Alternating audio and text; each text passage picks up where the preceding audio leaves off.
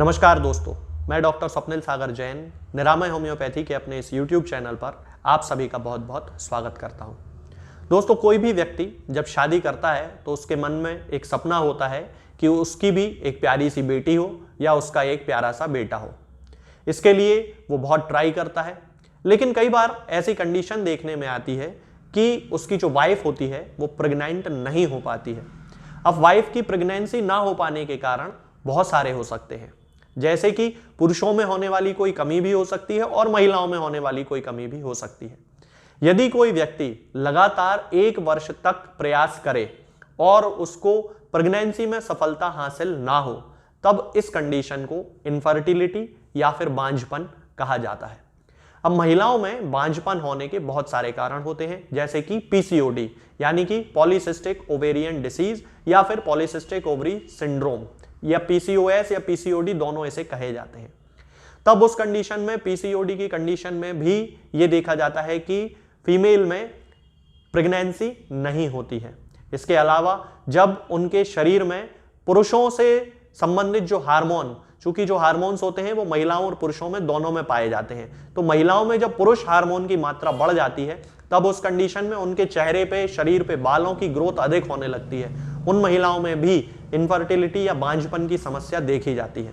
इसके साथ में जिन महिलाओं में अनियमित मासिक धर्म की शिकायत होती है, या तो कभी उनकी ब्लीडिंग बहुत ज्यादा हो जाती है और या फिर उनकी जो ब्लीडिंग होती है वो 1 या 2 दिन के लिए रहती है, उन महिलाओं में भी बांझपन की समस्या देखी जाती है। अब आजकल के ज़माने में बांझपन की समस्या को दूर करने के लिए बहुत सारे एलोपैथिक ट्रीटमेंट्स अवेलेबल हो गए हैं, जिनमें कि ज़्यादातर के बहुत ज़्यादा ही साइड इफ़ेक्ट्स होते हैं। IVF जैसी टेक्निक्स बहुत ज़्यादा महंगी हैं और हर व्यक्ति की पहुंच के बाहर है। तब इस कंडीशन में होम्योपैथी की जो दवाएं होती हैं वो उनकी बहुत ज़्यादा मदद करती हैं। उनकी जो अंदरूनी समस्याएं हैं महिलाओं की, उन्हें पूरी तरह ठीक कर देती हैं और प्रेगनेंसी में भी सफलता हासिल हो जाती है।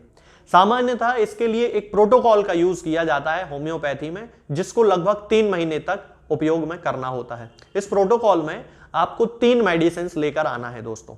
पहली जो दवा होती है वो होती है कैलकेरिया कार्ब।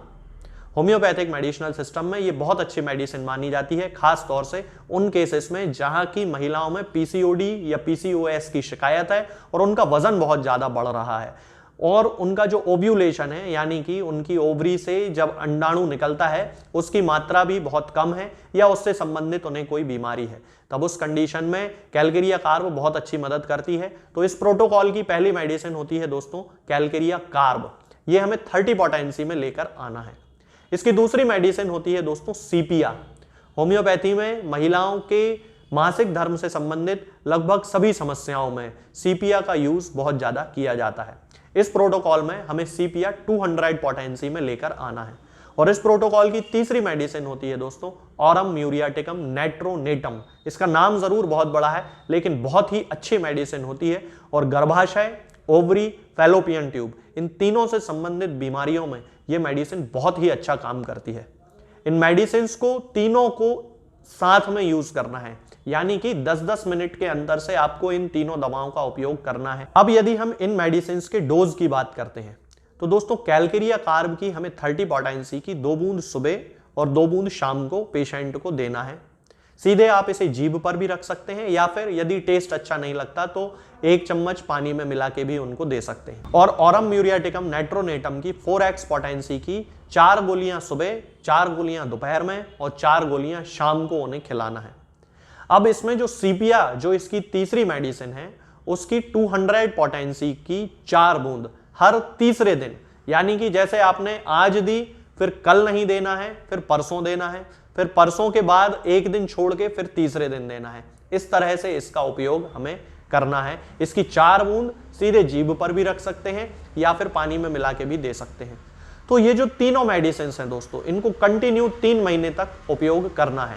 ये दवाएं महिलाओं से संबंधित जो बीमारी है उनको भी पूरी तरह ठीक करेंगी और साथ ही उनकी प्रेगनेंसी भी पॉजिटिव हो जाएगी।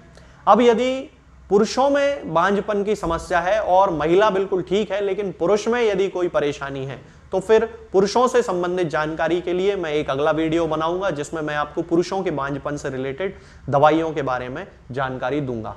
ये जो दवाएं मैंने आपको बताई हैं दोस्तों, ये किसी भी होम्योपैथिक मेडिकल स्टोर पे आपको मिल जाएंगी। आप SBL, WSI या रैगबैग तीनों में से किसी भी कंपनी की ये दवाएं उपयोग में ले सकते हैं। आज के इस वीडियो में दोस्तों फिलहाल इतना ही। आगे के वीडियोस में मैं आपसे बात करूंगा कुछ नई बीमारियों के बारे में और उनकी होम्योपैथिक दवाओं के बारे में।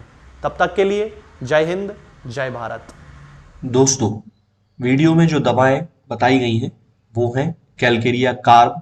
इसे हमें 30 पोटेंसी में लेकर आना है और इसकी 2 बूंद सुबह और 2 बूंद शाम को सीधे जीभ पे रख के पी सकते हैं। यदि किसी को स्वाद अच्छा नहीं लगता है तो फिर हम उसे 1 चम्मच पानी में मिलाकर भी पी सकते हैं। इसकी जो दूसरी मेडिसिन है वो है सीपिया। सीपिया को 200 पोटेंसी में लेकर आना है और उसकी 4 बूंद हर तीसरे दिन हमें पीना है।